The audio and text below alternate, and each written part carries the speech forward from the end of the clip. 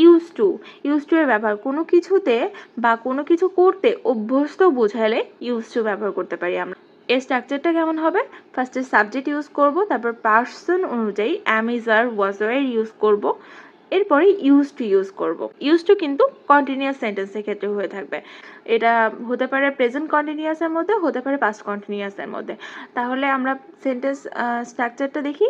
ফার্স্টে subject, person অনুযায়ী am, is, are, was, wire, এরপরে ইউজ টু ইউজ করব, তারপরে সেই নাউনটাকে ইউজ করব অথবা ভার্বের প্রেজেন্ট ফর্মটা ইউজ করব, যে আমি কোন জিনিসটায় অভ্যস্ত সেই জিনিসটাকে ইউজ করব। সেই জিনিসটা যদি কোনো সেটা যদি কোনো নাউন হয় তাহলে সেটা নাউন হবে, আর যদি সেটা ভার্ব হয় তাহলে অবশ্যই ভার্বের সঙ্গে আইএনজি যোগ করতে হবে, তারপর বাকি অংশ।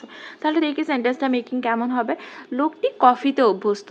এখানে কফিটা কিন্তু নাউন, তাহলে আমরা বলতে পারি the man is use to coffee.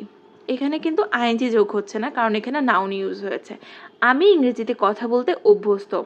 I am use to speaking in English.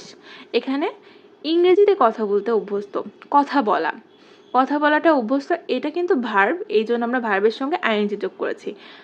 আমি শহর জীবনে অভ্যস্ত। I am use to city life.